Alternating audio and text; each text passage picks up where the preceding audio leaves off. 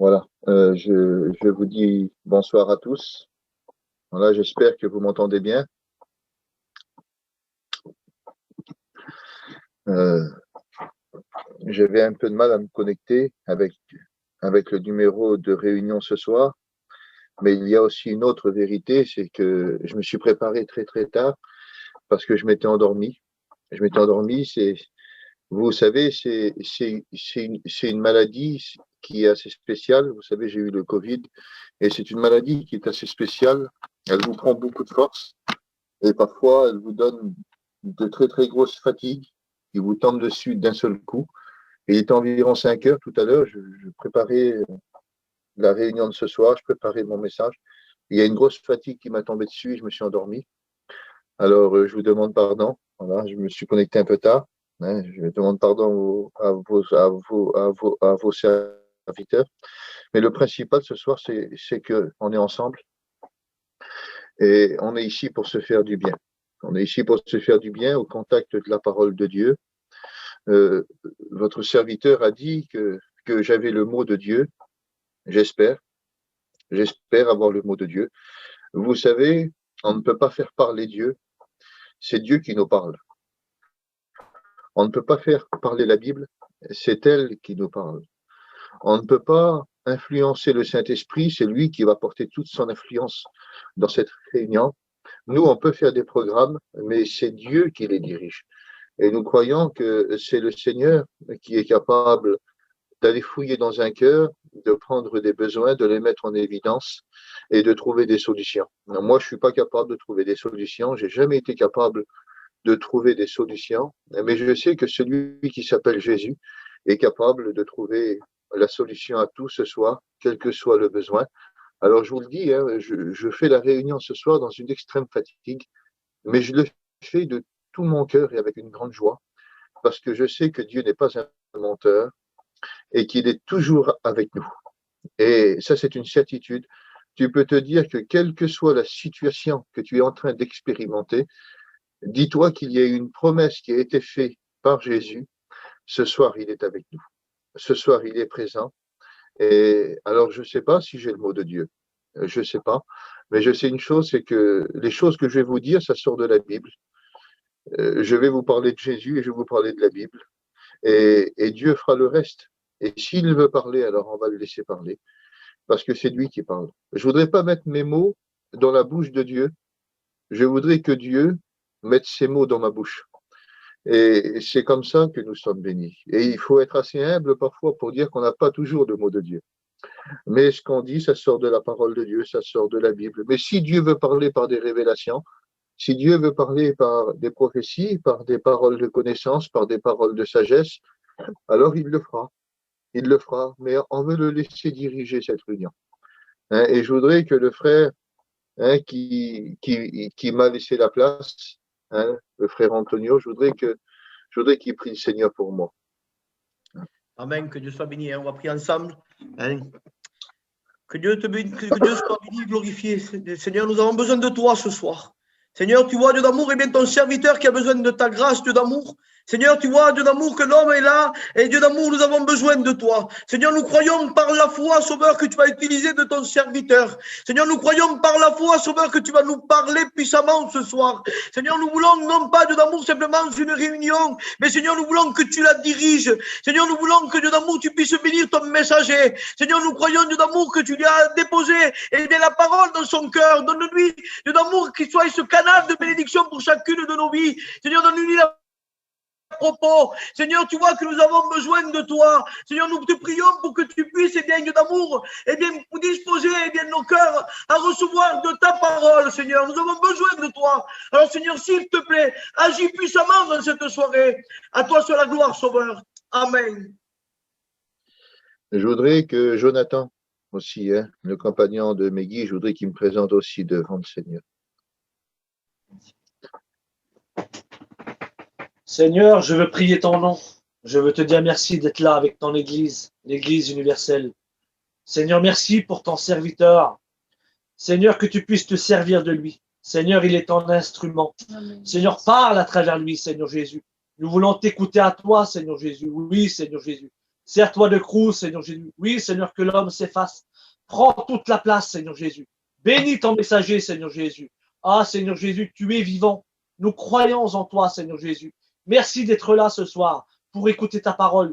Et nous le savons, Seigneur Jésus, comme ta parole est annoncée. Elle ne revient pas à toi sans avoir fait effet dans les cœurs.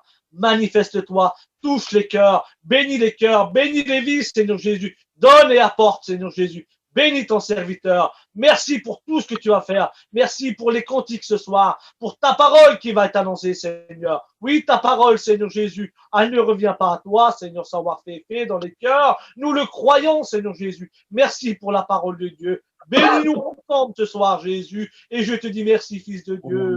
Amen, amen. Merci, Seigneur. Amen. Sois glorifié. Gloire à Dieu. Voilà. Alors, je vais vous lire un texte. Ça se trouve dans... Est-ce que vous m'écoutez bien ou est-ce qu'il faut que je parle plus fort? Ça va? Oui, on t'entend, mon frère. Ah ben, c'est bien. Alors, Hébreux, chapitre 10, et on peut commencer au verset 6. Je regarde la montre. Voilà. Tu n'as agréé ni holocauste, ni sacrifice pour le péché. Alors j'ai dit, voici, je viens. Dans le rouleau du livre, il est question de moi, pour faire, ô Dieu, ta volonté. Nous remarquons ce verset, nous l'attribuons au Seigneur Jésus.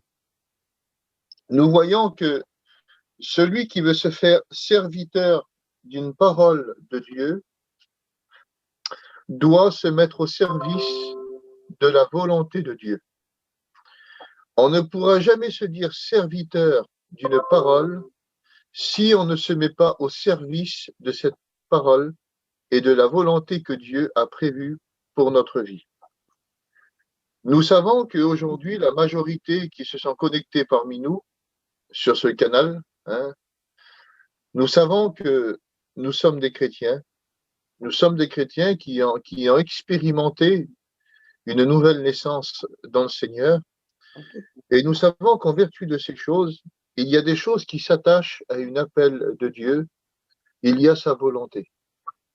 Il y a ce que Job pouvait dire, de faire plier notre volonté aux paroles de sa bouche. Et quand nous faisons plier notre propre volonté aux paroles de Dieu, alors il y a quelque chose qui se met en action, c'est la volonté de Dieu. Car la Bible dit que nous sommes son ouvrage, c'est-à-dire que nous avons été créés en Christ pour des œuvres qu'il a préparées d'avance afin que nous les accomplissions. Alors nous voyons qu'il y a quelque chose qui se met...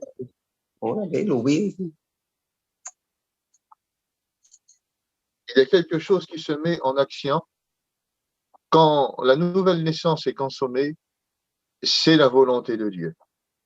Et la volonté de Dieu, elle est extraordinaire. La volonté de Dieu est belle. Les projets de Dieu sont beaux, mais ce n'est pas toujours la chose la plus évidente à trouver. Parfois, il y a plein d'incertitudes. Parfois, il y a plein de montagnes qui se dressent entre la volonté de Dieu et notre vie. Et pourtant, parfois, nous avons une certaine foi. Nous avons une certaine foi, nous avons une certaine espérance, nous avons un certain amour pour le Seigneur. Et pourtant, on a du mal à trouver la volonté de Dieu. Je ne sais pas pour vous, mais pour moi, ce n'est pas toujours simple de trouver la volonté de Dieu.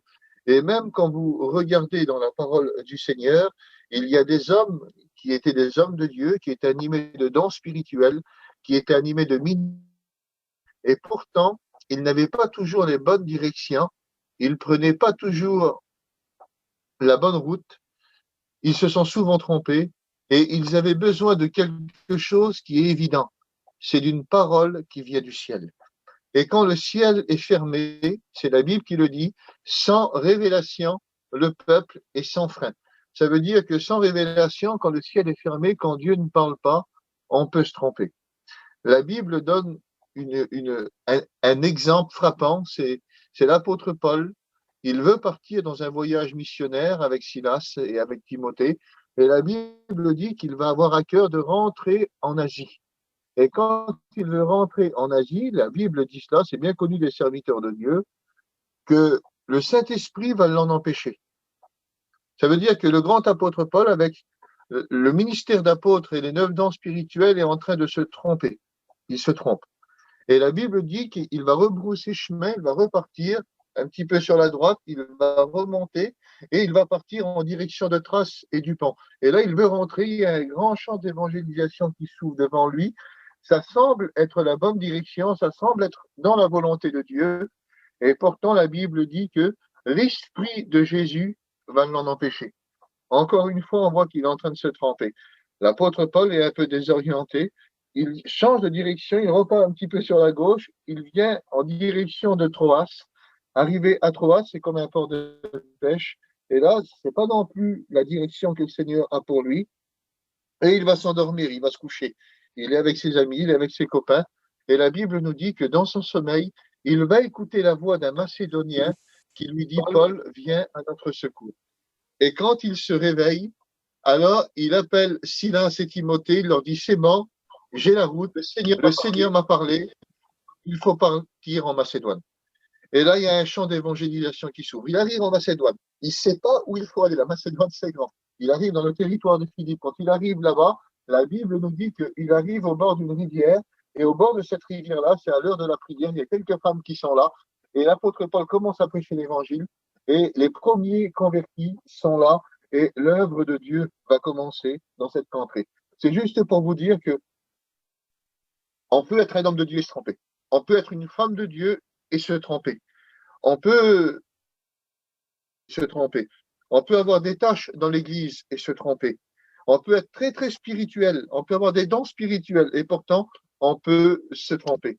Mais j'aimerais vous dire qu'il y a des points de repère pour discerner la volonté de Dieu et j'aimerais vous en parler ce soir. J'aimerais vous parler de ce petit sujet. J'aimerais pas trop prendre trop de temps non plus. Hein. J'aimerais me dépêcher un petit peu aussi. Alors, j'aimerais vous faire comprendre quelque chose, c'est que pour discerner la volonté de Dieu, il y a quelque chose à discerner de manifeste, c'est qu'est-ce que nous sommes aujourd'hui.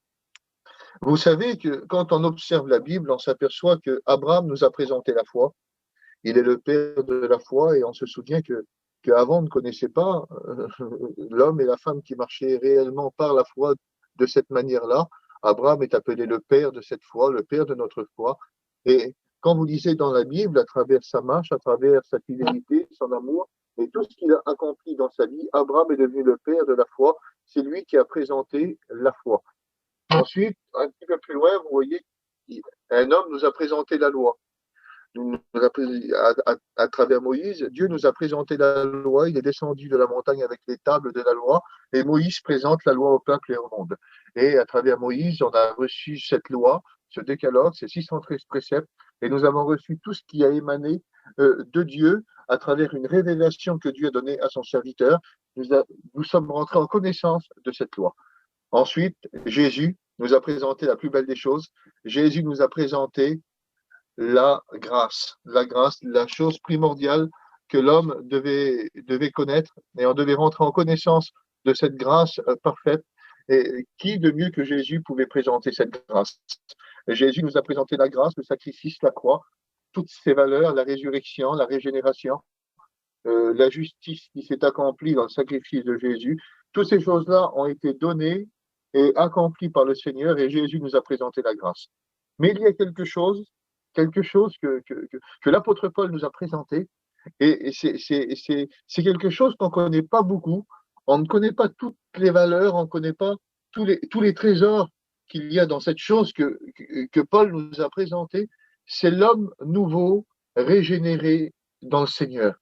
Et cet homme nouveau, Paul le présente à travers les épîtres, à travers l'épître aux Romains, où on va beaucoup en parler ce soir. Et on voit que le souci de Paul était de faire réaliser à l'Église l'homme nouveau, la femme nouvelle que l'on doit expérimenter. Parce qu'aujourd'hui, beaucoup de croyants vont miser leur départ sur un coup de dé. Alors, ils sont appelés à faire des choses et pourtant ils n'ont pas de direction. Leurs yeux ne contemplent que des chimères évangéliques et leurs oreilles n'écoutent qu'un murmure d'une voix et pourtant ils n'ont pas l'impression que c'est vraiment la voix de Dieu. Alors ils ne savent pas si c'est la voix de Dieu, si c'est eux, si c'est les désirs de Dieu, si c'est leur désir, si c'est la volonté de Dieu, si c'est leur volonté, si c'est leur vérité ou la vérité de Dieu. Ils ne savent pas. Alors ils ont des directions parfois, mais ils ne savent pas où aller parce qu'ils ne savent pas vraiment si c'est les directions de Dieu. Et dans de telles circonstances, alors, comment s'y retrouver? Comment savoir si c'est moi ou si c'est lui qui a parlé? Comment savoir si c'est ma volonté ou si c'est la sienne? Comment savoir si c'est ma vérité ou sa vérité? Comment savoir? Alors, quand nous parlons de la volonté de Dieu dans la Bible, alors qu'il est tout-puissant, on pourrait lui dire, mais Seigneur, tu n'as pas besoin d'une volonté, tu n'as qu'à dire des choses et nous, on va obéir. Parce que quand Dieu fait émaner une volonté, c'est qu'en face de lui, il y a une autre volonté, vous comprenez bien? Parce que Dieu, lui, dans sa gloire, car malgré sa toute-puissance et sa faculté à tout savoir, à tout connaître et à tout penser, ben Dieu, malgré tout ce qu'il est, a fait intervenir quelque chose de merveilleux. C'est le libre arbitre. Ça veut dire qu'aujourd'hui, Dieu a fait intervenir sa volonté parce qu'il ne te forcera jamais à faire quelque chose que tu ne veux pas faire. Parce que quand Dieu a créé les cieux, quand Dieu a créé les anges, quand Dieu a créé la terre et tout ce qui s'y trouve, ben, toute cette création que je viens de vous dire est soumise à la puissance et à la volonté de Dieu. Mais Dieu n'a pas besoin de volonté, car Dieu a qu'à simplement leur parler et les anges obéissent. Dieu n'a pas besoin de volonté pour les anges. Dieu n'a pas besoin de volonté pour la création. Dieu n'a pas besoin de volonté pour parler aux cieux et à la terre. Si demain le soleil n'aurait pas envie de se lever, il est obligé de se lever parce que c'est des lois qui ont été dressées dans l'espace-temps et puis c'est le Seigneur qui l'a dit. Alors le soleil est obligé d'accomplir son devoir. Est-ce que vous comprenez ça? Mais si demain, toi, tu n'as plus envie de servir Dieu, tu peux ne plus le servir. Si demain, tu as envie de ne plus l'aimer, alors tu peux ne plus l'aimer. Si demain, tu n'as plus envie de te conduire dans la volonté de Dieu, tu peux ne plus te conduire dans la volonté de Dieu, car Dieu a fait intervenir quelque chose de merveilleux, c'est le libre arbitre. Alors, j'aimerais vous dire que il y a la volonté de Dieu, mais tu peux ne pas l'accomplir. Tu peux ne pas l'honorer dans ta vie. Quand la Bible dit dans le livre de Jérémie au chapitre 29 et au verset 11, « Je connais les projets que j'ai formés sur toi, projets de paix et non de malheur, afin de t'offrir un avenir et de l'espérance. » Mais parfois on cite ce verset-là en nous disant « Je suis content parce qu'il y a des projets de Dieu. » Oui, mais quand on lit le texte, quand on voit le mot « projet », c'est que Dieu est en train de dire « J'ai des choses pour toi, mais c'est un projet. » Et parfois, nous, on a eu des projets qui sont restés que des projets, mais qui n'ont jamais été une réalité dans notre vie. Et parfois, les projets de Dieu ne peuvent rester que des projets. Pourtant, le projet est beau. Pourtant, la volonté est belle. Mais comme Dieu a fait intervenir le libre arbitre, tu es libre, oui ou non, d'accomplir cette volonté de Dieu dans ta vie. Comme Dieu dit à Abraham, Abraham, quitte ton pays, quitte ta patrie, quitte la maison de ton père, va dans un pays que je te montrerai, je te bénirai, Abraham. Tu seras une source de bénédiction pour tous les peuples. Toutes les nations seront bénies en toi. Des princes sortiront de toi. C'est un projet. C'est un projet que Dieu est en train de lui soumettre. Mais Abraham, s'il ne part pas, le projet ne reste qu'un projet.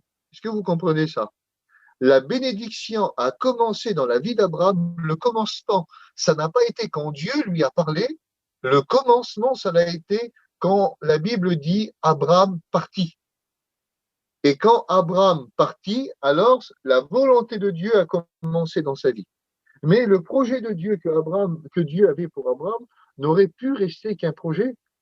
Et j'aimerais te dire que la volonté de Dieu pour ta vie ne peut rester qu'un projet si tu ne désires pas rentrer dans ta vocation pour le Seigneur. Dieu a des projets pour toi, pour ton foyer, pour ta vie, que ce soit dans le ministère, dans une appel particulière, dans le chant, dans une tâche dans l'église, dans le diaconat. Dieu a des tâches, car nous sommes rentrés dans ce que la Bible appelle le sacerdoce universel. Et quand la Bible dit que nous sommes son ouvrage créé en Christ pour des œuvres qu'il a préparées d'avance, afin que nous les accomplissions. Souvent, on prend ce texte-là pour l'attribuer à des ministères et à des services dans l'appel de Dieu. Mais laissez-moi vous dire que quand Paul était en train de parler de cette réalité, il ne parlait pas au ministère, il parlait à l'Église. Il parlait à des chrétiens. Aujourd'hui, tu dois rentrer dans ton appel pour le Seigneur. Car dans l'Église, nous sommes rentrés dans un sacerdoce universel et dans ce sacerdoce-là, il y a différents services. Comme dans la Bible, il y avait les hommes de Dieu tels que Aaron, Nadab, Abihu, Éléazar et Itamar qui étaient le service de la sacrificature. Il y avait les Lévites qui étaient autour. Il y avait ceux qui symbolisaient le ministère de la couverture du péché et de l'intercession envers Dieu. Mais il y avait aussi la maison de Kéhat, de Gershom et de Merari qui étaient là pour porter le tabernacle. Alors, il y en avait qui servaient à l'intérieur, mais quand on devait partir, il y en avait qui devaient le porter parce qu'il y avait différentes tâches, il y avait différents services. Ben, j'aimerais vous dire que dans le Seigneur, il n'y a pas que les ministères, il n'y a pas que les apôtres, que les évangélistes, que les prophètes, que les pasteurs ou les docteurs. Il y a aussi tout le sacerdoce universel que Dieu a établi pour son corps et autour de son Église, dans des services différents qui existent pour tous les chrétiens. Tu dois rentrer dans ton service pour le Seigneur. Tu dois rentrer dans ta vocation, dans ton appel. Tu dois rentrer dans ce que Dieu a pour toi. Car chrétien, ce n'est pas que témoigner dans une église et chanter dans une église et puis rentrer chez nous, avoir sa Bible et puis lire 2 ou 3 versets le soir avant de se coucher. Chrétien, ça va beaucoup plus loin que ça et tu dois rentrer dans cette volonté de Dieu. Mais pour rentrer dans cette volonté de Dieu-là, alors il faut connaître quelque chose de merveilleux, c'est l'homme nouveau que Dieu a fait naître en nous. Parce que nous avons été régénérés par le Seigneur. Et j'aimerais vous parler de cet homme nouveau, de toutes ces valeurs qu'il y a à l'intérieur de cet homme nouveau. Parce que quand vous lisez la Bible, nous rentrons en connaissance de 3 réalités. De tout temps, l'homme était sous la loi de Dieu. Avant ça, il y avait le temps de l'innocence dans les premières dispensations. Mais il y a 3 lois qui sont intervenues, et nous le lisons dans Romains 6, 7 et 8. Il y a la loi de Dieu, la loi du péché et la loi de l'esprit de vie en Christ. Et j'aimerais qu'on en parle ensemble. Et aujourd'hui, moi, l'homme nouveau, j'aimerais savoir quelle loi me régit. Si c'est la loi de Dieu, si c'est la loi du péché ou si c'est la loi de l'esprit de vie en Christ. Et si je me considère sous la loi de l'esprit de vie en Christ, alors les projets vont suivre. Et nous voyons dans la parole de Dieu, nous allons faire un examen de Romains 6, 7 et 8, et nous allons voir cette réalité de la nouvelle naissance et quelle est l'importance du chrétien. J'aimerais que tu réalises ton importance. Et si tu réalises ton importance, alors tu pourras réaliser tous les projets que Dieu est capable de réaliser dans ta vie. Tu seras capable de réaliser tout ce que Dieu est capable de faire autour de toi. Mais il faut que tu réalises ce que tu es. Il faut que tu réalises ce que tu es devenu dans le Seigneur. Et j'aimerais qu'on le voit ensemble à travers le premier verset. Et nous allons le lire ensemble. Romains 6, au verset 2. Alors, si vous avez la Bible chez vous, et que vous êtes chrétien, vous pouvez suivre les lectures et vous pouvez voir avec nous. C'est important. C'est important qu'un chrétien même vienne avec sa Bible à la réunion. Une Bible, c'est pas que pour les pasteurs, c'est aussi pour les chrétiens. La Bible, c'est pour tout le monde. Vous savez, au temps de l'Église catholique, on refusait que les chrétiens aient la Bible chez eux et on refusait même qu'ils la lisent. Mais aujourd'hui, nous savons que la Bible, c'est pour tout le monde. Elle a été donnée pour les chrétiens, pour les serviteurs de Dieu. Et quand tu viens dans une église, viens avec ta Bible. C'est important. Alors, Romains 6 au verset 2. La première réalité de ta nouvelle naissance. Nous qui sommes morts au péché, comment vivrions-nous encore dans le péché? C'est la première réalité de la nouvelle naissance. La nouvelle naissance, c'est une mort au péché. Parce que le péché trouve sa force dans la vie de celui qui le pratique. Mais pour celui qui est mort en Christ, sa vie est morte au péché. Et c'est la première réalité de la nouvelle naissance. Et Paul est en train de faire comprendre aux Romains que si ils sont morts au péché, on ne peut plus vivre dans le péché. Car le péché trouve sa force dans la vie de celui qui le pratique. Mais quand on se baptise, vous savez que l'image du baptême, ce n'est pas l'image de la naissance, mais c'est l'image de la mort. C'est l'image de l'ensevelissement. Quand on baptise quelqu'un, c'est l'image d'une mort. On le baptise et quand il est enseveli dans l'eau et qu'on le relève, c'est l'image d'une résurrection. Parce qu'on est mort au péché et nous sommes ressuscités dans une vie nouvelle. Et c'est la première réalité de la nouvelle naissance et de l'image que tu dois dégager dans ta vie, c'est que tu es mort au péché et que tu ne peux plus vivre pour le péché et dans le péché, car aujourd'hui ta vie, elle est cachée en Christ. Deuxième réalité, Romains 6, on peut lire le verset 3 et 4. Ignorez-vous que vous tous qui avez été baptisés en Jésus-Christ, c'est en sa mort que nous avons été baptisés. Nous avons donc été ensevelis avec lui par le baptême en sa mort, afin que comme Christ est ressuscité des morts par la gloire du Père, de même nous aussi, nous marchions en nouveauté de vie. Et c'est la deuxième réalité, la puissance de ce texte. Je ne sais pas si vous réalisez la puissance de ces mots que l'apôtre Paul est en train de donner. Ça nous renvoie pas seulement à la mort en Jésus, mais aussi à l'ensevelissement. Ça veut dire que quand tu es mort au péché, tu n'as pas simplement été mort, Jésus a fait disparaître ta chair dans l'ensevelissement. Car si je suis enseveli, j'ai aussi part à la résurrection. Parce que je suis mort, j'ai été enseveli, tout comme le Seigneur, donc je dois aussi ressusciter comme lui. Donc j'ai part aussi à la nouveauté de vie. Parfois, on voudrait dégager l'image de la nouvelle naissance, alors qu'on n'est pas mort, on n'a pas été enseveli, on n'est pas ressuscité. Parce que les 4 étapes de notre nouvelle naissance, les 4 images, c'est mort, ensevelissement, résurrection et nouveauté de vie. Et le saut sur le projet final, c'est l'homme nouveau qui devient la finalité du projet de Dieu. Parce que la finalité du projet de Dieu, ce que Dieu réclame dans la vie de chacun d'entre nous, c'est une mort, un ensevelissement, une résurrection, une nouveauté de vie. Pourquoi ? Pour que tu marches comme un homme ou comme une femme nouvelle. Et comme nous marcherons comme des hommes et des femmes nouvelles, alors on pourra réaliser tout ce que Dieu peut créer de nouveau dans notre vie. C'est la marche du chrétien et c'est ce que Dieu veut qu'on réalise ce soir. Troisième point, j'essaye d'aller un petit peu vite. Romains 6 au verset 5. En effet, si nous sommes devenus une même plante avec lui, avec le Seigneur, par la conformité en sa mort, nous le serons aussi par la conformité à sa résurrection. Ce texte-là est merveilleux.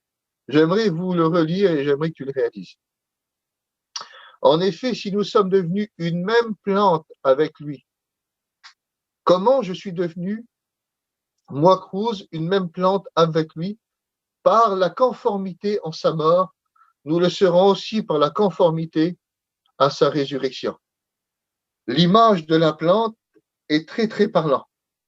Le texte va même préciser que je suis une même plante avec le Seigneur.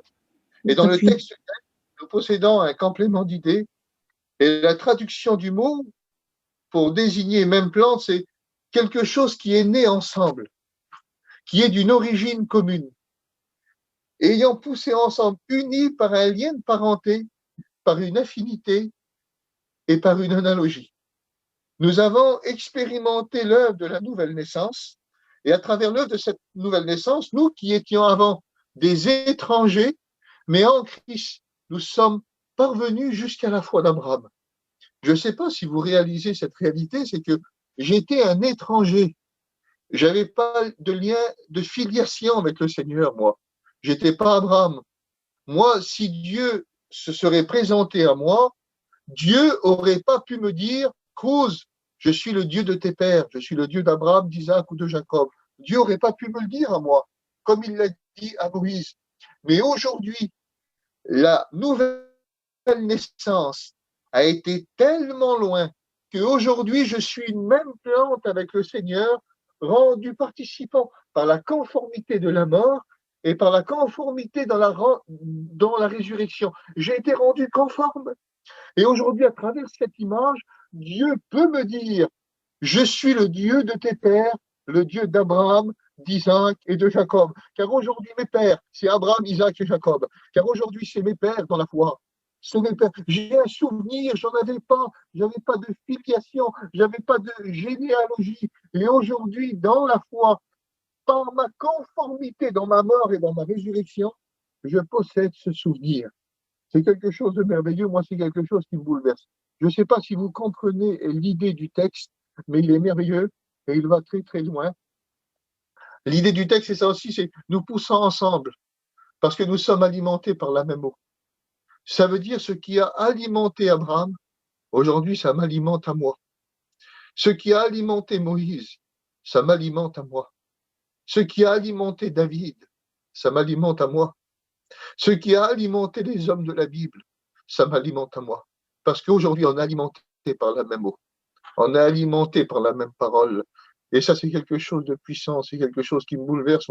Notre lien avec Dieu est devenu tellement fort qu'il est même devenu notre Père. C'est plus simplement que le Dieu puissant qui est sur la montagne et qui faisait peur au peuple. Non, c'est mon Dieu, mais c'est aussi mon Père. Le lien de la nouvelle naissance, il est merveilleux. Et ce lien-là, c'est un lien d'amour, mais c'est un lien nouveau. Et il faut réaliser ce que tu es devenu. C'est ce que tu es devenu, une même plante avec le Seigneur. Tu es rendu conforme. Et le mot conformité, en grec, il est merveilleux. C'est conforme, semblable, dans la ressemblance, dans la valeur, dans l'égalité et dans l'identité. Ça veut dire qu'aujourd'hui, ta valeur et la valeur d'Abraham sont les mêmes. Ta valeur et la valeur de David sont les mêmes. Parce qu'aujourd'hui, nous sommes égaux. Nous sommes égaux dans la foi. Et même aujourd'hui, nous comprenons des choses qu'ils n'ont pas compris. Et aujourd'hui, notre identité, elle est en Christ. Ça veut dire qu'on a changé d'identité. Notre carte d'identité, elle est spirituelle. Un jour, on a arrêté un chrétien. Il s'appelait Frère Youn. On l'a arrêté parce qu'il n'avait pas le droit de faire des réunions en Chine. On lui a cassé ses genoux avec un marteau à forgeron et on lui a demandé comment il s'appelait, de où il était. Et vous savez qu'est-ce qu'il a répondu? Je suis un citoyen du ciel. J'habite le village de l'Évangile. Mon nom, c'est l'étoile du matin. Ma mère se nomme la plénitude de la grâce. Et mon père se nomme foi, espérance et charité. Il était en train de dire qu'aujourd'hui, c'était un étranger sur la terre, mais que c'était une personne qui était connue du ciel. Et un chrétien, c'est ça, c'est quelqu'un qui a été rendu conforme. Jésus m'a communiqué à vous et à moi toutes les valeurs de son sacrifice et la valeur inestimable du sang versé. Il m'a fait rentrer dans le ciel, non pas avec le droit de l'esclave, ni même d'un ami, mais aujourd'hui, je suis rentré dans le ciel avec l'identité du Fils. Je suis rentré dans le ciel pas comme un ami. Je ne suis pas rentré dans le ciel comme un serviteur. Je rentre dans le ciel comme un fils. Tu rentreras dans le ciel comme un fils. Tu rentreras dans le ciel comme une fille. On ne rentre pas dans le ciel comme simplement que des serviteurs. Jésus va le dire, je ne vous appelle plus mes serviteurs, mais mes amis. Mais de ces amis-là, Jésus en a fait des fils. Et Jésus, par sa victoire, qui s'est assis à la droite du Père, et l'Église a été rendue participant au triomphe. On jouira des mêmes privilèges de par notre identité. Et aujourd'hui, je suis conforme de par sa mort, mais je suis aussi conforme de par sa résurrection. Et ça, c'est Paul qui nous le fait comprendre. Et Paul va nous le faire comprendre dans l'Épître aux Galates, au chapitre 2 et au verset 20, quand il va dire « J'ai été crucifié avec Christ. Et si je vis, ce n'est plus moi qui vis, mais c'est Christ qui vit en moi. » Et ça, c'est merveilleux de savoir que c'est le Christ qui vit en nous. Paul va dire « J'éprouve des douleurs jusqu'à ce que Christ soit formé en vous. » Ça veut dire qu'il y a une vie qui s'est formée en nous. On n'avait rien. On était morts. La Bible nous dit morts dans nos offenses et dans nos péchés. Mais la Bible nous dit que la nouvelle naissance a fait naître quelque chose en nous. Et aujourd'hui, nous sommes vivants pour le Seigneur. Et aujourd'hui, c'est cette réalité que je voudrais te faire comprendre. Tu veux trouver la volonté de Dieu? Trouve ton identité avant. Sache qui tu es. Réalise la personne que tu es devenue. Je suis aussi passé par la conformité, Seigneur. J'ai été rendu conforme dans la mort, conforme dans la résurrection. C'est ce qui me donne accès au ciel. Et j'ai le privilège de pouvoir contempler la valeur de l'homme ressuscité, qui est devant Dieu et qui est rétabli par la grâce. Car aujourd'hui, je suis devant Dieu et je suis rétabli par la grâce. Aujourd'hui, je n'ai plus honte. Je n'ai plus honte de Dieu. Je peux regarder Dieu en face. Ce que Israël expérimentait sur la montagne, qui avait peur de Dieu, qui avait peur de le regarder. Aujourd'hui, je n'ai plus peur de le regarder. Car aujourd'hui, c'est mon Père. Et c'est Paul qui va le rappeler dans Romains 6, au verset 8. Et on continue, il veut dire, or, si nous sommes morts avec Christ, nous croyons que nous vivrons aussi avec lui. Pour vivre avec lui, il faut mourir. Car ainsi, pour conclure l'image de la mort, Jésus nous a libérés de l'oppression du péché pour marcher comme des hommes libres. Un chrétien, c'est libre. Un chrétien, c'est pas prisonnier du péché. Avant, on était prisonnier du péché, mais aujourd'hui, on marche comme des hommes libres, comme des femmes libres. Galates 5, au verset 1, c'est pour la liberté que Christ nous a affranchis. Demeurez donc fermes et ne vous laissez pas de nouveau mettre sous le joug de la servitude. Et ça, c'est une réalité. On peut se mettre sous le joug de l'homme ancien, mais Paul nous donne un avertissement. Il dit, ne te mets plus sous le joug de ce que tu étais. Aujourd'hui, tu es libre. On continue. 4e point. Vous êtes avec moi? Romains 6 au verset 12. Que le péché ne règne donc point dans votre corps mortel et n'obéissez pas à ses convoitises. Un homme qui marche pour Dieu, pensez-vous qu'il a le pouvoir de ne plus obéir au péché? Est-ce que vous le pensez? Là, Paul est en train de nous enseigner une réalité. Il va dire que le péché ne règne donc point dans votre corps mortel et n'obéissez pas à ses convoitises. Et moi, je pense de tout mon cœur qu'un homme ou une femme qui marche pour Dieu et qui n'obéit plus à ses convoitises est en droit de ne plus accepter le règne du péché. On est en droit, on a le privilège, mais aussi la capacité de ne plus marcher sous le règne du péché. Car le pouvoir du péché, son autorité et son contrôle ont été anéantis à la croix. Est-ce que vous réalisez ça?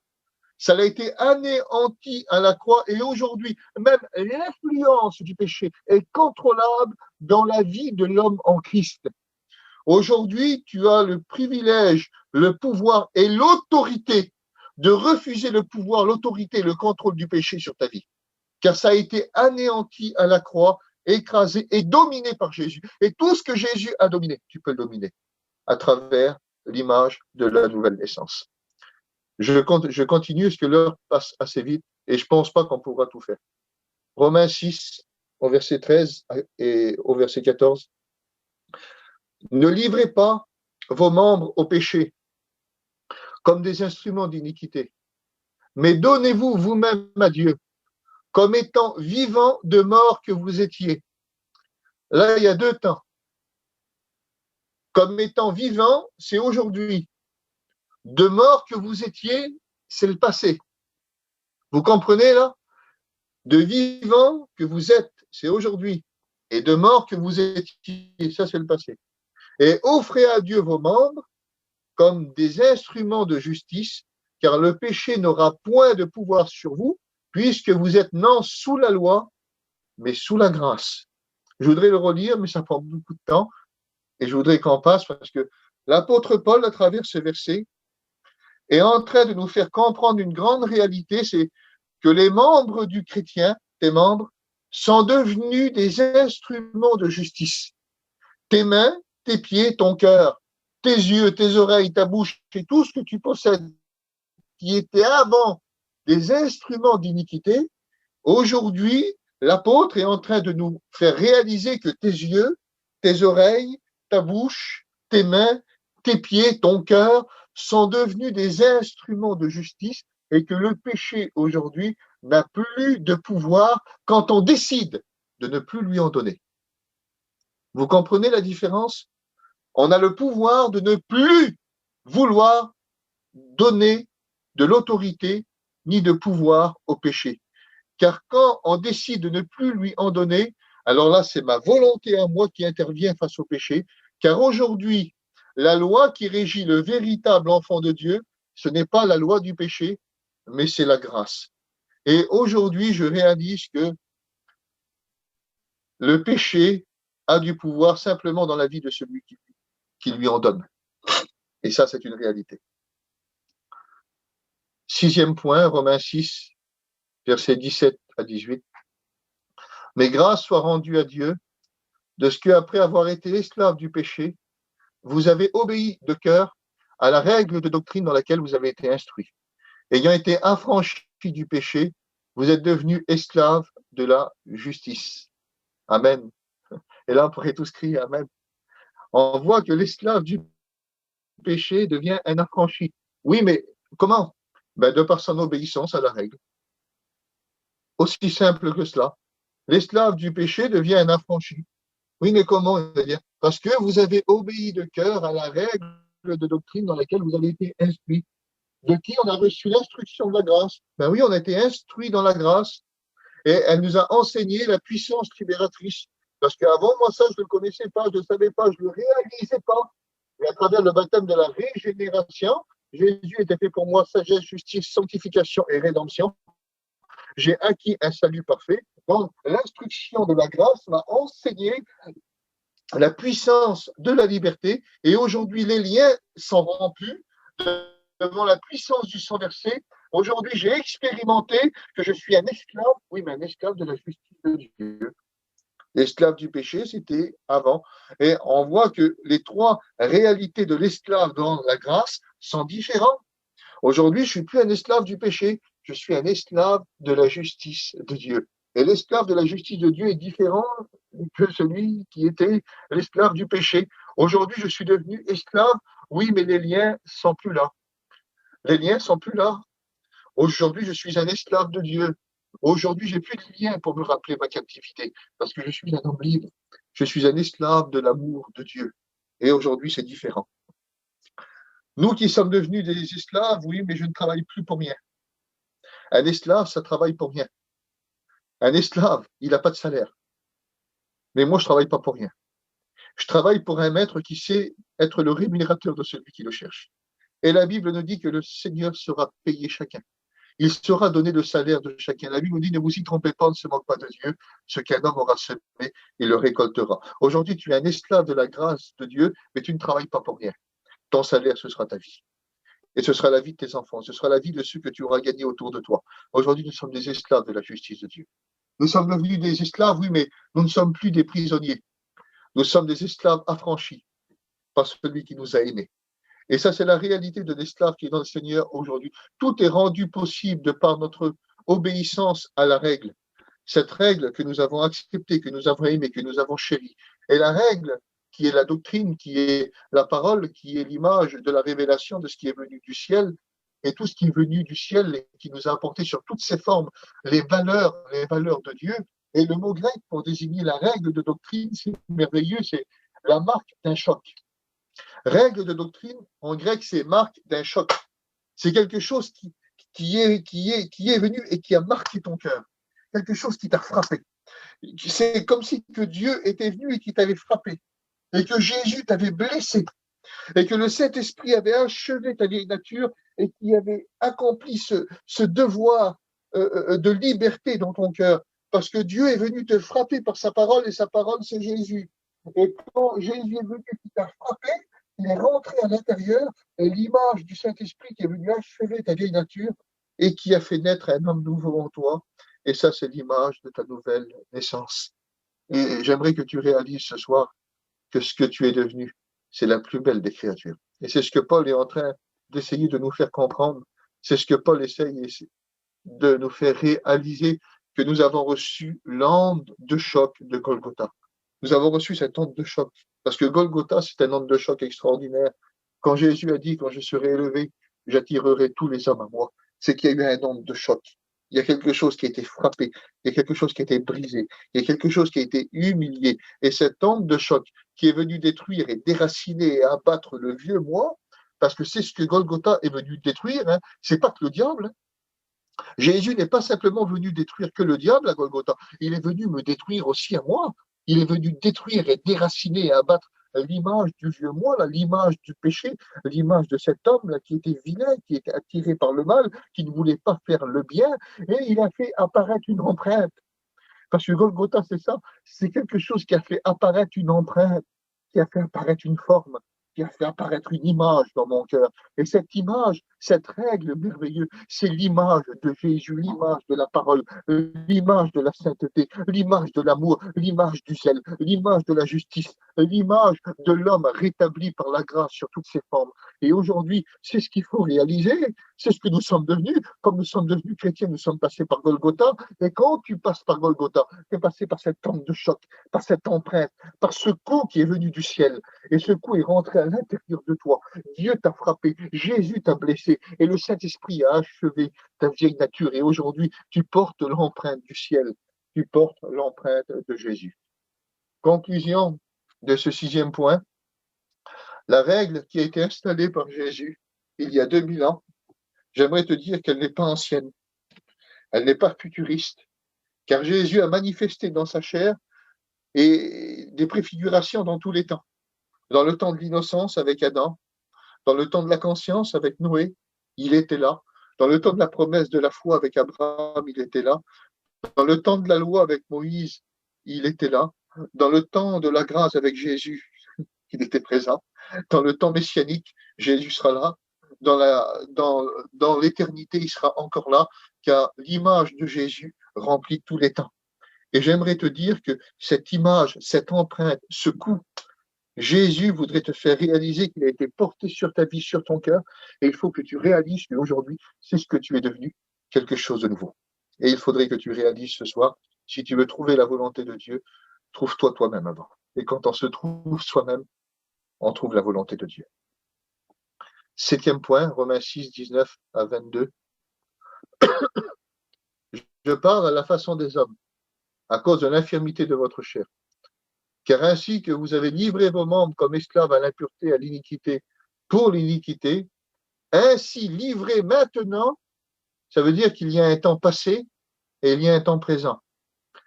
Quand Paul est en train de dire, vous avez livré vos membres comme esclaves à l'impureté, à l'iniquité, pour l'iniquité, ainsi livrez maintenant, quand il dit maintenant, c'est dans le temps de la grâce, c'est dans le temps présent, c'est dans le temps de la nouvelle naissance. Ainsi livrez maintenant vos membres comme des esclaves à la justice pour la sainteté, car lorsque vous étiez avant esclaves du péché, vous étiez libres à l'égard de la justice. Quels fruits aviez-vous donc? Des choses dont maintenant vous avez honte. Mais les choses dont ils ont honte, c'est des choses de la vie passée que Paul est en train de dire. Ce n'est pas les choses qu'il pratique maintenant, il va dire. Non, non, c'est des choses qui viennent du passé. Il va dire, c'est des choses qu'aujourd'hui vous avez honte, parce qu'avant vous étiez libre à l'égard de la justice. Il dit, mais aujourd'hui, maintenant que vous êtes juste et que vous avez goûté à la sainteté, ces choses-là, aujourd'hui, vous en avez honte. Car la fin de ces choses, c'est la mort. Mais maintenant, il les fait encore rentrer dans le temps présent de la grâce, ayant été affranchis du péché et asservis à Dieu, vous avez votre fruit dans la sainteté et pour la vie éternelle.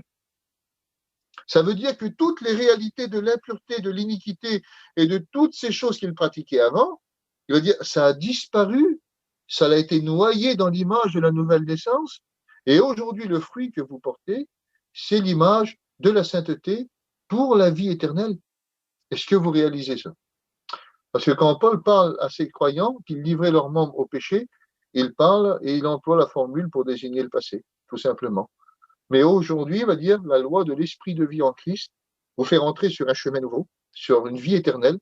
Et aujourd'hui, il n'y a plus rien qui m'a servi. Car aujourd'hui, je suis un affranchi. Avant, j'étais sous la loi du péché. Et ma destinée, c'était l'impureté, l'iniquité, esclave du péché et une mort éternelle. C'était ça aujourd'hui. Et la mort éternelle, c'est la seconde mort. Il va dire, mais aujourd'hui, ça veut dire dans le temps de la grâce, ça veut dire, toi, chrétien, quelles sont les choses qu'il faut que tu manifestes? La justice, la sainteté, la liberté, la vie éternelle. Et le verset qui conclut le chapitre, Romains 6, 23, car le salaire du péché, c'est la mort. Ça veut dire celui qui pratique le péché, celui qui vit dans le péché, dans le mal, comme un inconverti et comme un païen. Car le salaire du péché, c'est la mort, mais le don gratuit de Dieu, c'est la vie éternelle en Jésus-Christ, notre Seigneur. Et ça, c'est la nouvelle naissance. Alors, je trouve que c'est une belle conclusion pour conclure un si beau chapitre, qui est riche et qui nous décrit l'homme qui est aujourd'hui un homme ou une femme nouvelle. Nous voyons que le salaire du péché, c'est la mort. Et nous voyons que le pécheur qui pratique le péché croit le faire librement. J'aimerais te dire aujourd'hui, si tu m'écoutes, que tu n'es pas chrétien, que tu es inconverti, que tu écoutes cette parole, tu crois que tu pêches librement. Tu crois que tu le fais comme un homme libre. Tu crois que le chrétien, c'est une personne qui est asservie à la grâce et que c'est une personne qui est là, puis qui est triste et puis qui ne fait pas ce qu'il veut. Ben, j'aimerais te dire que c'est toi qui ne fais pas ce que tu veux. Car aujourd'hui, le chrétien, c'est une personne qui était affranchie, qui marche dans la volonté de quelqu'un qui l'aime, dans la volonté de quelqu'un qui lui laisse le choix. Aujourd'hui, moi, Dieu me laisse le choix. Aujourd'hui, moi, Dieu m'aime. Toi, Satan ne t'aime pas et Satan ne te laissera jamais le choix. Car aujourd'hui, celui qui est pécheur, qui pratique le péché et qui croit le faire librement, alors la Bible nous enseigne que non, tu n'es qu'un ouvrier du péché. Tu n'es qu'un ouvrier, car l'homme et la femme se relaient depuis 6000 ans pour entretenir le feu de la désobéissance que Adam et Ève ont allumé. Mais l'homme n'est qu'un ouvrier qui attend le moment où ses œuvres le suivront. Et l'œuvre qui te suivra, c'est ce que la Bible appelle la corruption, qui signifie en grec la ruine éternelle, car tu n'es qu'un ouvrier du péché. Tu suis simplement ceux qui allument le feu depuis 6000 ans. Et toi, tu viens, tu remets une braise et tu remets un morceau de bois, mais tu n'es qu'un ouvrier. Et un jour, le pécheur, ses œuvres le suivront. Mais le don gratuit de Dieu, ah que c'est beau Seigneur, car le salaire du péché, c'est la mort, mais le don gratuit de Dieu, ça c'est l'homme nouveau qui a reçu dans l'œuvre du salut la nouvelle naissance à travers du cadeau immérité de la grâce, car c'est par grâce qu'on est sauvé. N'oubliez jamais que c'est par le moyen de la foi. Et cela ne viendra jamais de vous. Mais c'est un don de Dieu. C'est un don de Dieu, la nouvelle naissance. La nouvelle naissance, on ne pourra jamais s'en glorifier. La nouvelle naissance, c'est un cadeau immérité, c'est quelque chose qu'on a reçu. Mais quelque chose qu'on n'a pas fait. Quelque chose que Jésus a fait. Alors nous venons à travers Romains 6 d'examiner l'homme nouveau qui est en Christ. Mais je pense que ça va être assez compliqué de continuer, les frères, parce qu'il y a Romains 7 à faire, mais je pense que ça va être assez compliqué. Je pense que ça va être assez compliqué. Est-ce que vous m'accordez, je vais essayer de le faire très très vite, sans le commenter, est-ce que vous m'accordez encore 15 minutes? Vas-y, mon frère, vas-y. Je me dépêche, je vais essayer de ne pas trop le commenter. Vas-y, mon frère.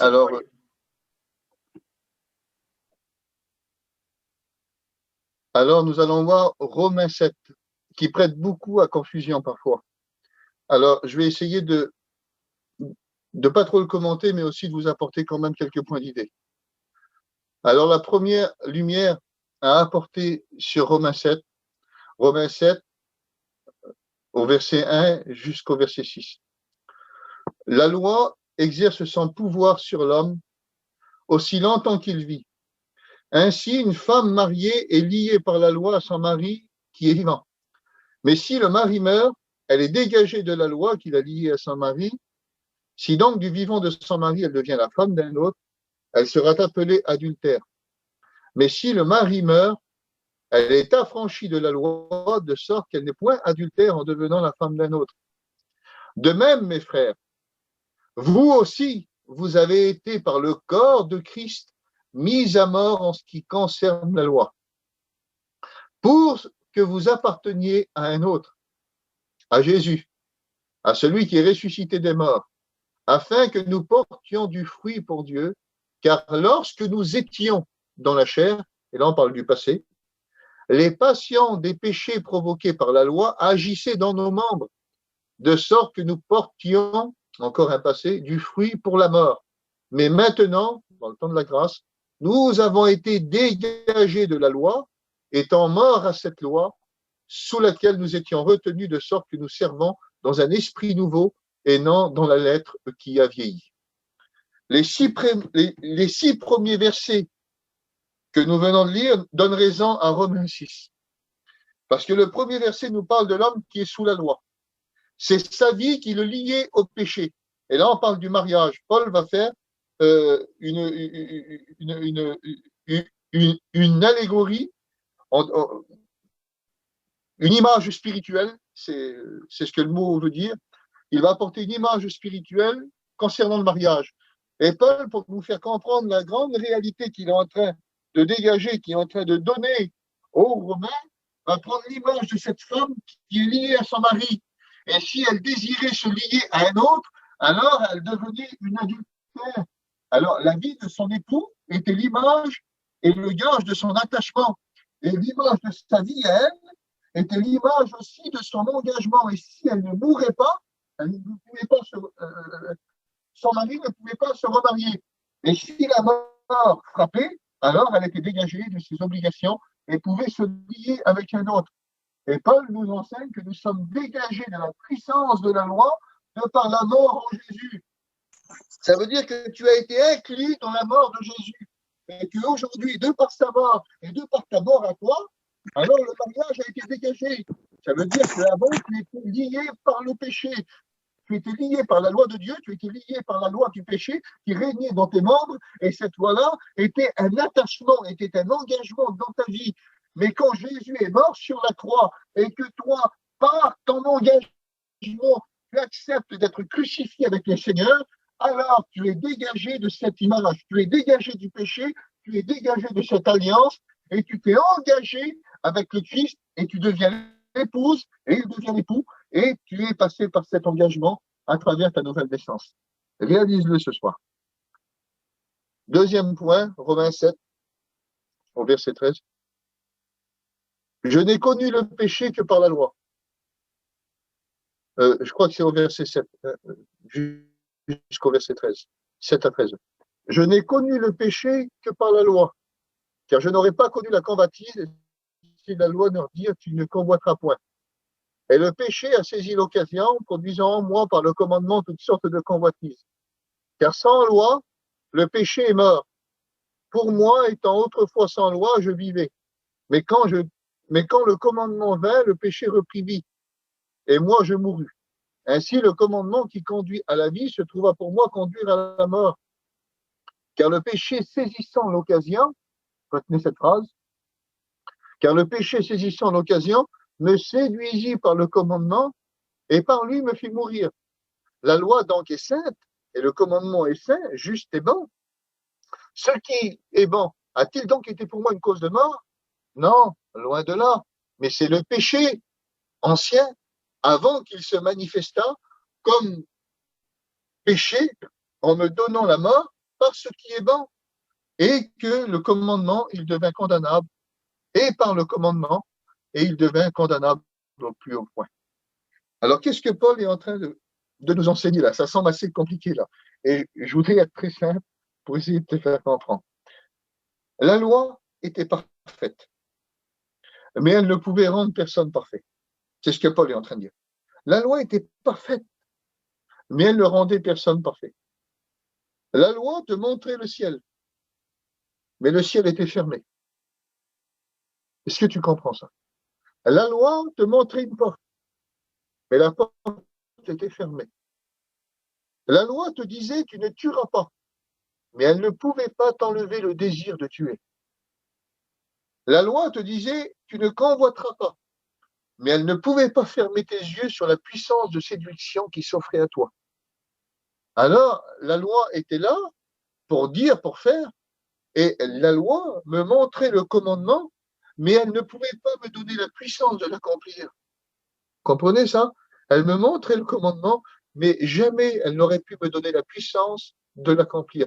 Une loi qui était capable, à travers les 613 préceptes, de me mettre à mort à moi, le pécheur, à cause du péché.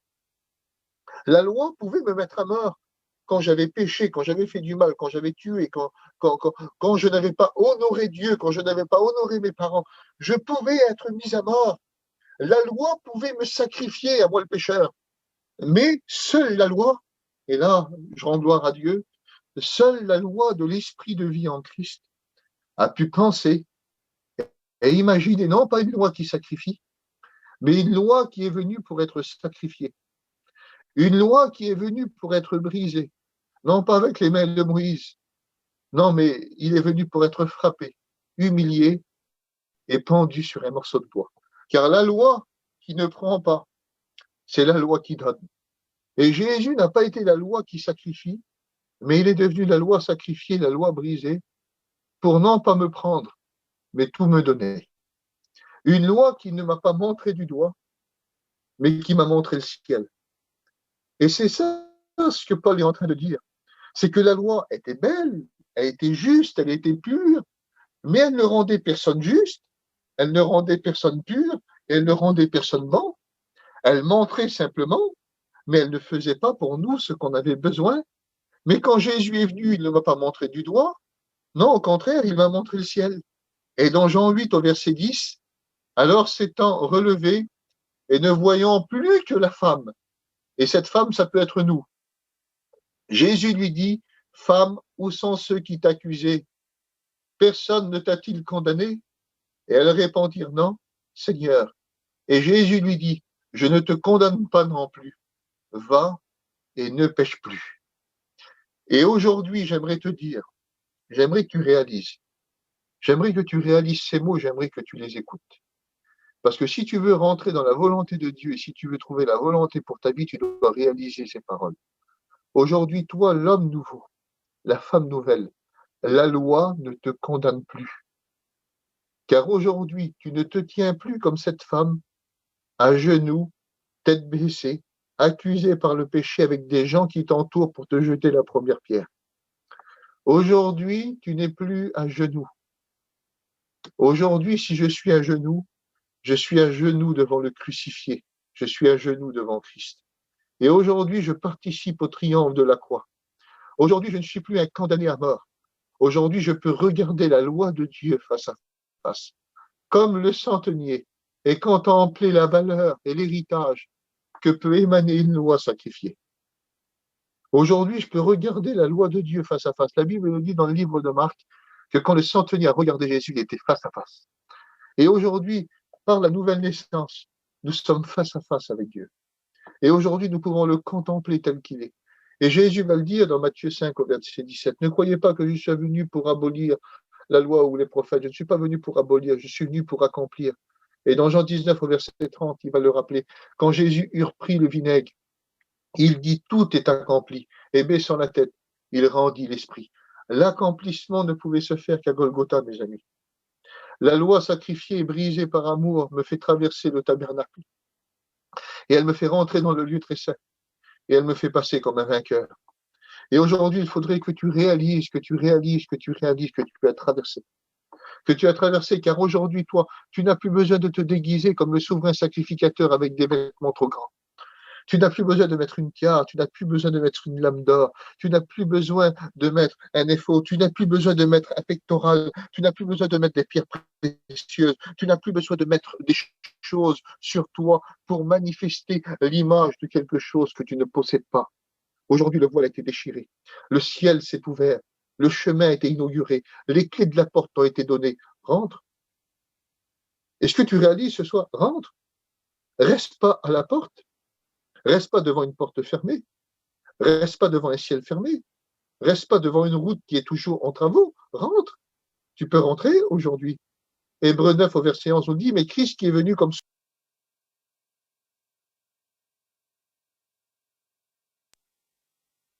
est-ce que vous êtes toujours, est-ce que j'ai reçu un coup de téléphone? Est-ce que vous m'entendez? Mais Christ qui est venu comme souverain sacrificateur des biens à venir, il a traversé le tabernacle plus grand et plus parfait qui n'est pas construit de main d'homme, c'est-à-dire qu'il n'est pas de cette création. Il est entré une fois pour toutes dans le lieu très saint, non avec le sang des boucs et des veaux, mais avec son propre sang, ayant obtenu une rédemption éternelle. Aujourd'hui, nous avons traversé ce tabernacle et aujourd'hui, nous sommes rentrés dans cette nouvelle naissance. Réalise ce soir ce que tu es devenu. Romains 7, versets 13 à 25. Il y a beaucoup de versets, alors nous allons les dire. Nous savons en effet que la loi est spirituelle, mais moi, je suis charnel, vendu au péché, car je ne sais pas ce que je fais, et je ne fais point ce que je veux, et je fais ce que je hais. Or, si je fais ce que je ne veux pas, je reconnais que par là, la loi est bonne. Et maintenant, ce n'est plus moi qui le fais, mais c'est le péché qui habite en moi. Ce qui est bon, je le sais, n'habite point en moi, c'est-à-dire dans ma chair, c'est-à-dire dans ma chair. J'ai la volonté, mais non le pouvoir de faire le bien, car je ne fais point le bien que je veux, et je fais le mal que je ne veux pas. Et si je fais ce que je ne veux pas, je ne fais... Si ce que je ne veux pas, ce n'est plus moi qui le fais, c'est le péché qui habite en moi. C'est le péché qui est en moi. Je trouve donc en moi cette loi. Quand je veux faire le bien, le mal est attaché à moi. Car je prends plaisir à la loi de Dieu, selon l'homme intérieur, mais je vois dans mes membres une autre loi. On parle d'une autre loi, qui est dans mes membres. Misérable que je suis, qui me délivrera du corps de cette mort? Grâce soit rendue à Dieu, par Jésus-Christ notre Seigneur. Ainsi donc, moi-même, je suis par l'entendement esclave de la loi de Dieu. On parle l'esclave de la loi de Dieu, donc la loi de Moïse. Et je suis par la chair esclave de la loi du péché. Là, Paul est en train de parler d'un homme qui est sous deux lois. La loi de Dieu et la loi du péché. La loi de Dieu, la loi de Moïse, donc le décalogue, les 613 préceptes et tout ce que l'homme devait accomplir, et esclave dans la chair de la loi du péché. Là, on parlait de l'homme qui n'avait pas été régénéré dans la grâce.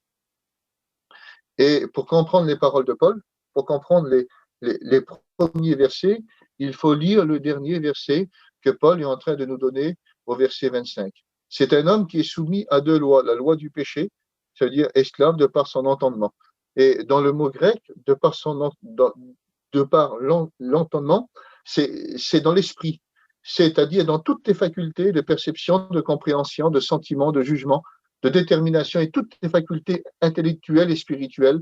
Ça veut dire que tu es lié entièrement de par cette loi qui est donnée par Dieu. Et la loi du péché, tu es esclave de par la chair.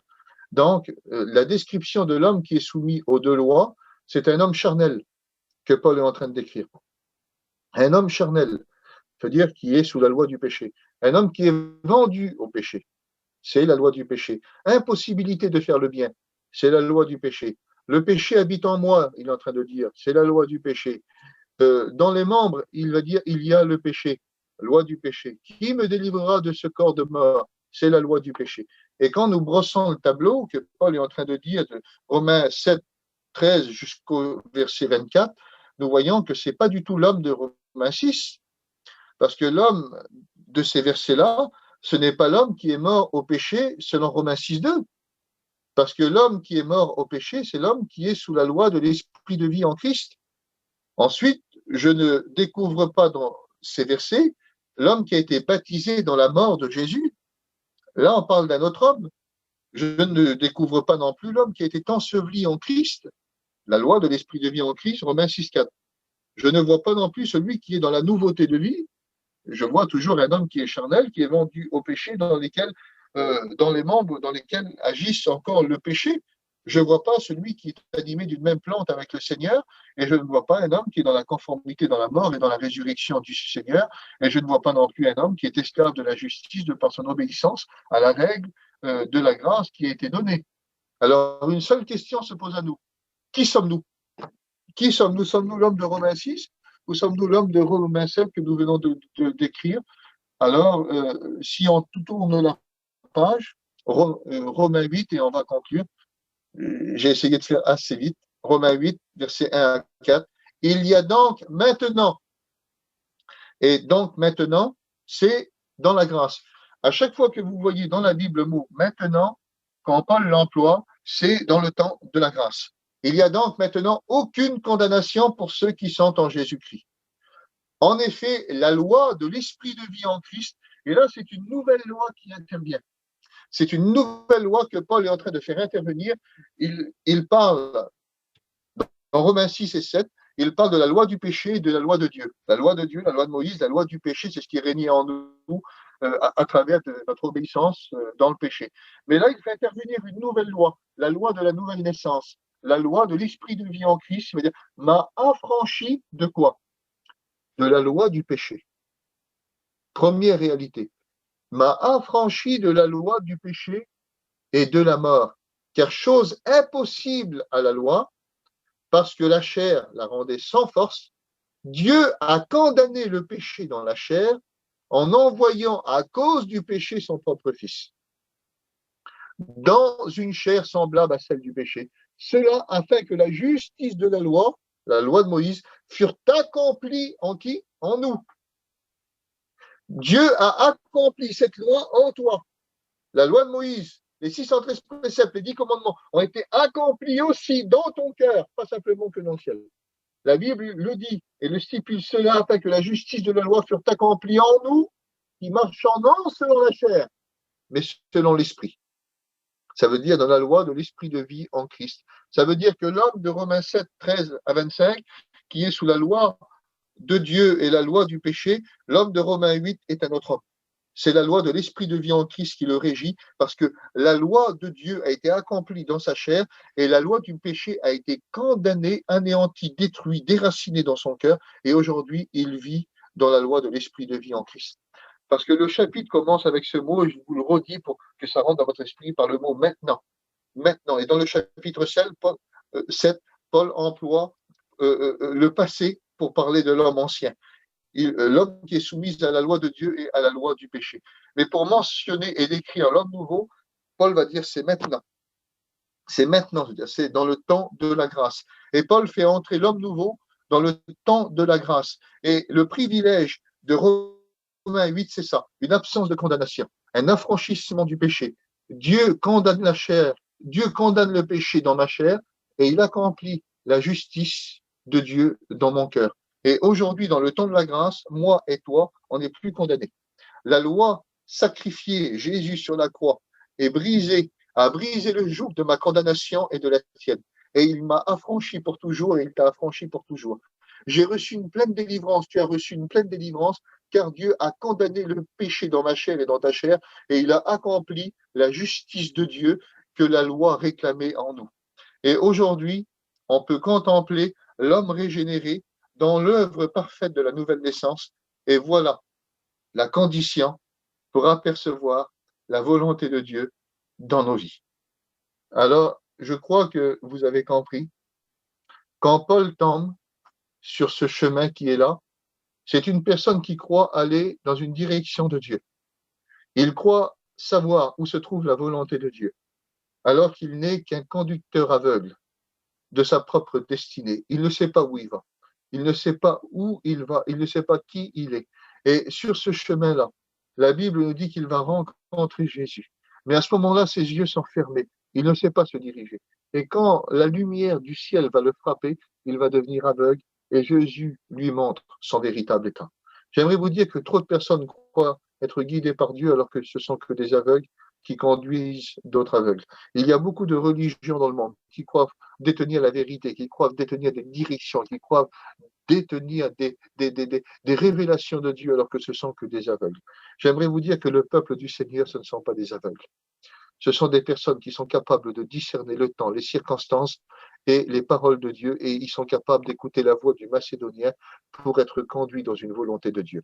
Un jour, un homme de Dieu a dit, celui qui a l'oreille attentive écoutera toujours la voix du Macédonien. Qu'est-ce que ça veut dire? Ça veut dire que celui qui a l'oreille attentive et qui a l'oreille d'un disciple est capable de discerner la volonté de Dieu, car nous ne sommes pas des aveugles. Et Paul se conduisait comme un aveugle, et il se conduisait comme un homme croyant savoir où était sa destinée. Mais sur ce chemin-là, Dieu va l'arrêter, il va l'éclairer de sa lumière, et la lumière de Jésus va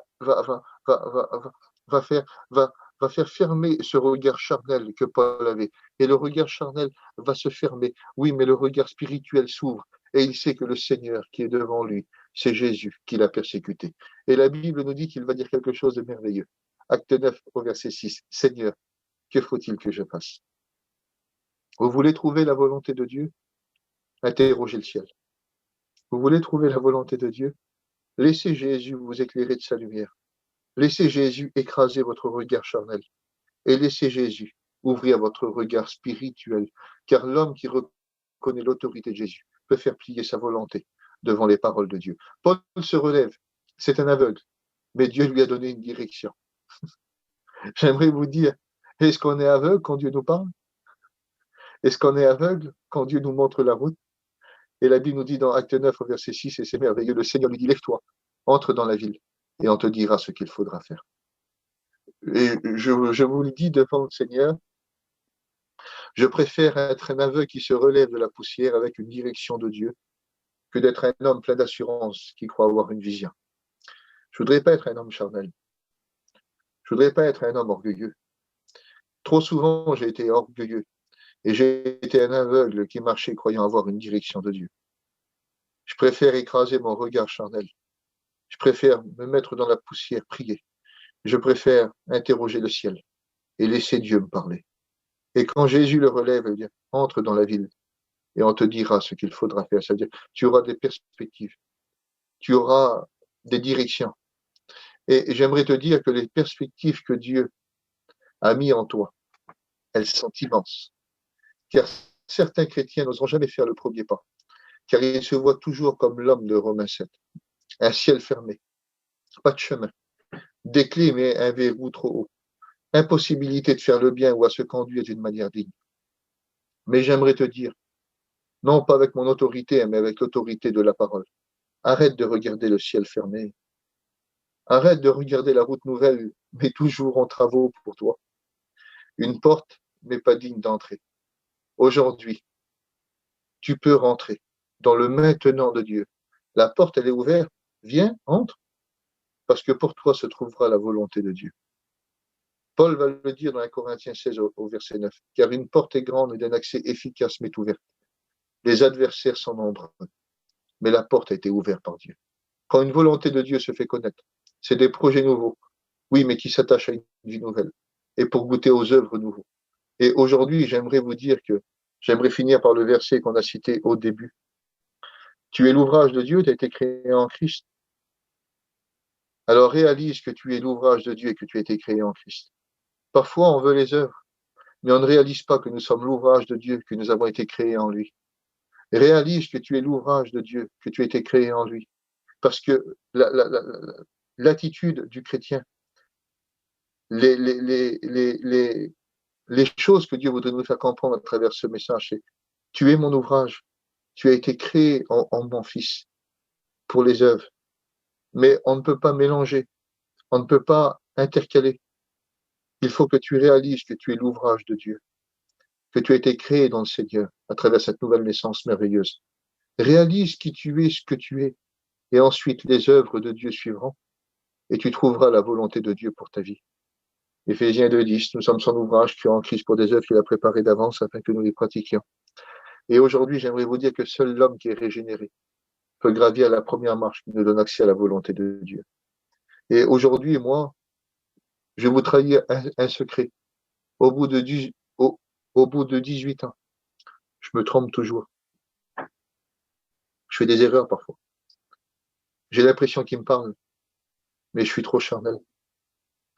J'ai besoin de faire comme Paul, j'ai besoin de tomber. J'ai besoin de me mettre dans la poussière, j'ai besoin d'écraser mon regard charnel. Et j'ai besoin que sa lumière m'éclaire et qu'elle m'éblouisse pour que je ne vois plus rien. Et à ce moment-là, quand je ne vois plus rien, quand je ne vois plus de logique, quand je ne vois plus de rationnel, je suis capable de lui dire, Seigneur, qu'est-ce qu'il faut que je fasse?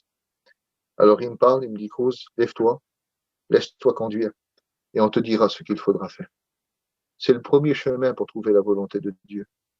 Acceptant d'écraser tout le charnel, acceptant de laisser naître toutes ces réalités que Dieu a fait naître en nous. Elles sont immenses. Tu es un homme nouveau, tu es une femme nouvelle. Si tu saurais ce que Dieu a mis en toi. Tu veux trouver la volonté de Dieu? Réalise ce que tu es. Accepte de tomber. Accepte d'être dans la poussière. Accepte d'être humble. Accepte accepte que les directions, tu les as pas. Accepte que le regard charnel s'écrase, même si tu es aveugle. Mais si tu te relèves et que tu as la direction de Dieu, tu auras tout trouvé. Un aveugle ne peut pas être conduit par un autre aveugle. Mais quand on accepte d'être aveuglé sur notre regard charnel, mais d'être conduit par le Seigneur, alors il nous dit, lève-toi, laisse-toi conduire, et on te dira ce qu'il faudra faire. Que Dieu vous bénisse, qu'il vous encourage. J'espère que vous avez compris le message. J'espère que vous avez compris la parole de Dieu. Et j'aimerais qu'un frère prédicateur, je ne connais pas tout le monde, excusez-moi. Et voilà, j'aimerais qu'un frère prie le Seigneur. Amen, gloire au Seigneur. John, tu pries le Seigneur.